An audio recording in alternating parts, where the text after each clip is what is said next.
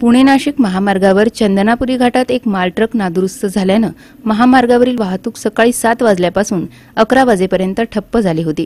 सकाळी सर्व शाळा आणि महाविद्यालये भरत असल्याने विद्यार्थ्यांना याचा मोठा फटका बसला। विद्यार्थी घाटातच अडकून पडले। चंदनापुरी घाटात वाहतूक सुरळीत करण्यासाठी वाहतूक पोलिसांची नेमणूक करण्यात आली आहे। मात्र पोलीस नेहमीप्रमाणे 1 तासाने उशिरा पोहोचले। चंदनापुरी घाटात सध्या कठडे दुरुस्तीचे कामही सुरू आहे। त्यातच हा माल वाहतूक करणारा ट्रक महारुखाच्या वळणावर नादुरुस्त झाल्याने वाहनांच्या लांबच लांब रांगा लागल्या। त्यामुळे अनेक वाहनधारकांना मोठा मनस्तापही सहन करावा लागला। चंदनापुरी घाट हा आठवड्यातून 2दा तरी ठप्प होतोच। महामार्ग अधिकाऱ्यांनी जातीने लक्ष घालून महामार्गावरील साईड पट्ट्यांची कामे सुरू करणं आता गरजेचं बनलंय।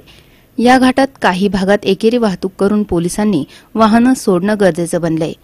सी मूव्हीज अँड न्यूज साठी प्रतिनिधी बाबासाहेब कडू, संगमनेर।